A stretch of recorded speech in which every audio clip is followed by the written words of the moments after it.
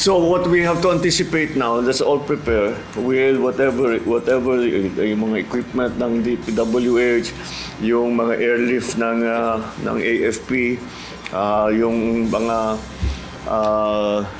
relief goods and kung ano man. Paghandaan pa ang magiging epekto ng Bagyong Christine. Ito ang mahigpit na bilin ni Pangulong Ferdinand Marcos Jr. sa mga ahensya ng pamahalaan sa pagtugon sa mga naapektuhan ng bagyo. Ayon sa Pangulo, kakaiba na ang galaw ng mga bagyo ngayon kaya dapat maging alerto ang lahat. Ang bilis mag-develop ng bagyo.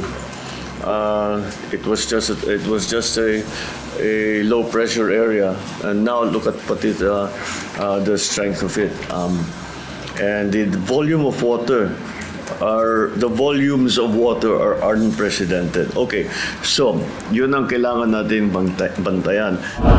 Ay sa Pangulo, kailangan agad ng equipment ng Department of Public Works and Highways para sa clearing operations ng mga kalsada, air assets at dagdag pang relief goods. Tiniyak naman ni Department of Social Welfare and Development Secretary Rex Gatchalian na sapat ang stockpile sa iba't ibang rehiyon.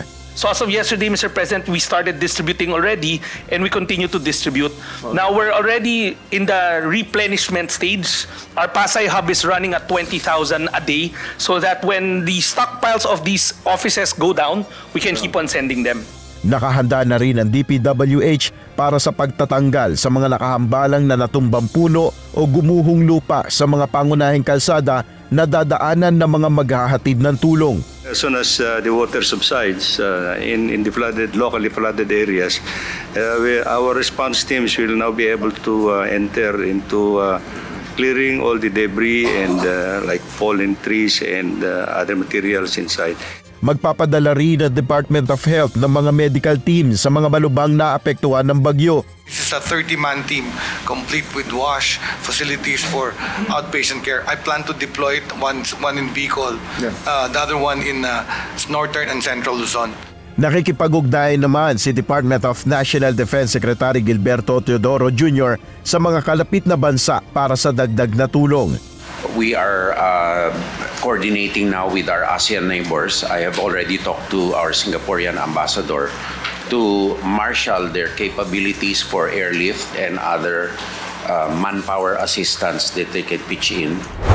Ang Estados Unidos magpapadala na rin ng kanilang air assets sa pamamagitan ng Enhanced Defense Cooperation Agreement o EDCA sites. We already have alerted most of our aircraft.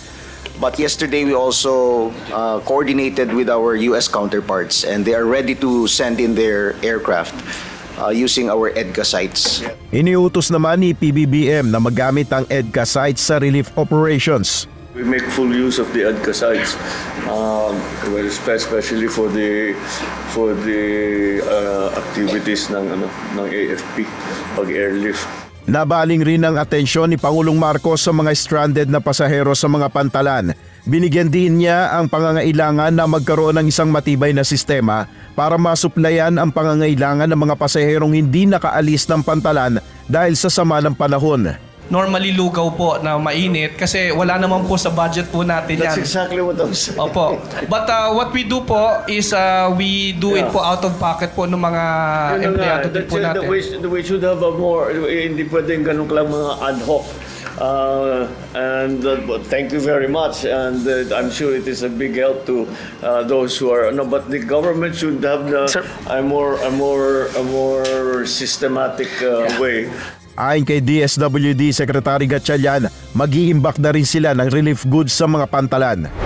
Tiniyak din ni PBBM na tutugunan ng pamahalaan ang panawagan ni dating Vice President Leni Robredo para sa dagdag na trucks, pump boats para sa isinasagawang rescue operations. Ayon sa Pangulo, natanggap na nila ang ulat na ito at kumukuha na ang gobyerno ng dagdag na rubber boats hanggang sa Mindanao para maipadala sa Bicol region.